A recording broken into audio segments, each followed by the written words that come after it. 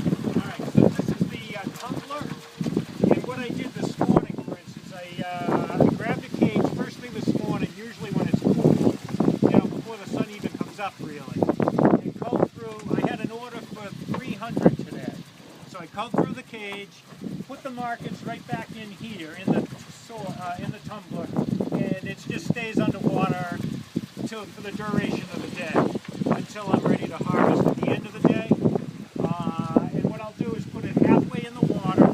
I'll get it spinning just to give you an idea. I wish you could also see this. I can drag this thing down a little.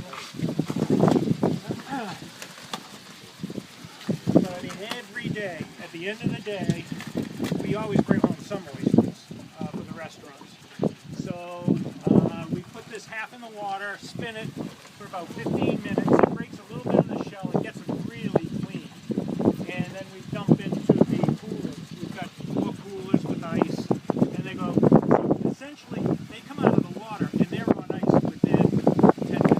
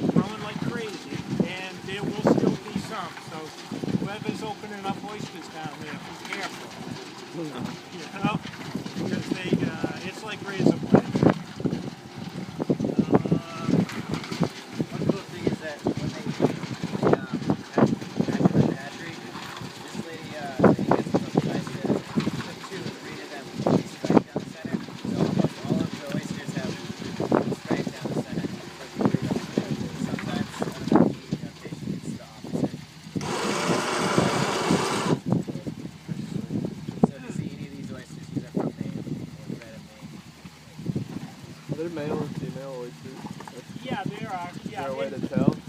You can't tell visually, but most of the young ones are always females, and then they change to males later in probably year 2. Year 2 and 3, there's more males. Or then it becomes more equal. But at the beginning, there's a lot more females. And the females, they produce around 5 million eggs, right in there. So it doesn't take many at a hatchery to produce billions. You know? Well, in nature, no. In nature, well, all these oysters are spawning out here. Right, yeah. And very rarely do you find oysters either setting on these or on the rocks on the sides and stuff. I think it's 1 out of a million generally survive, you know. And then when they survive, the crabs and the conchs eat them, you know. Because I have planted like 30,000 along the shoreline in hopes of going back in a year or so from that, finding them. There'll be a conch about every foot eating them. So, you know, unless you're protecting them in bags like this, you're just not going to have it. You know? Well, that's the, you got the seed. Yeah, that's what we've gotten it from the same spot the last 6 years now. They give them a certain taste, is it the water or the seed? The water they're farmed in.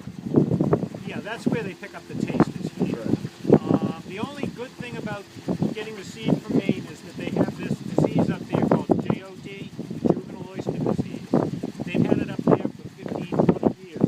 So she has been getting the survivors of that and constantly spawning. So, and we happened to pick up this disease down here about 5 or 6 years ago, maybe even 7 years ago now, and we had 100% loss because of JOD. Everything died. And you can't really afford to have that happen 2 years in a row. So that's when we changed our seed to, you know, her stuff. And then it was right back to, some years you can get 100% survival. Most years, if you don't stress them, if you don't, you know, if you can keep spreading them out, basically, and not stressing them, you can get 95% survival, which is good, you know.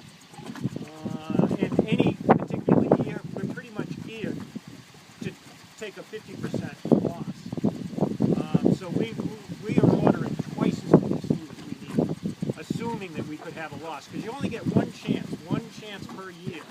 There's only a short growing season. And if we lost them in August or something, well, that's it. You have to wait until next year. What's the season run from? Season, the growing season? Growing season is probably May 1st they started growing, and November 15th they stop right in there, you know. Is on the price you mean? Yeah. 90 cents each is what we get. 90 cents. What's a dollar to oyster? Oh yeah, the sponge damage? Yeah.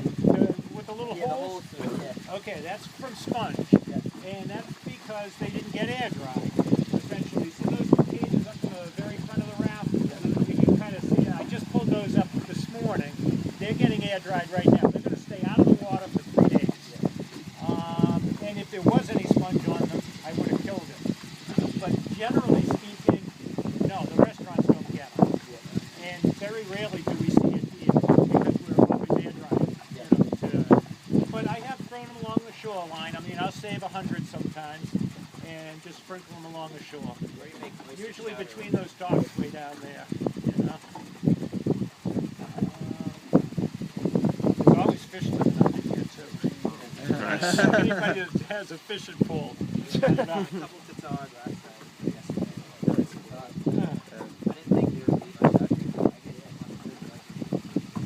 Yeah, the striped bass love it here too. You know, because the little fish always live between these bags. So every time I go to pull a cage, the striped bass follow the boat, and they're waiting for the little fish to swim out. So it's pretty fun. It's pretty easy to catch a striped bass.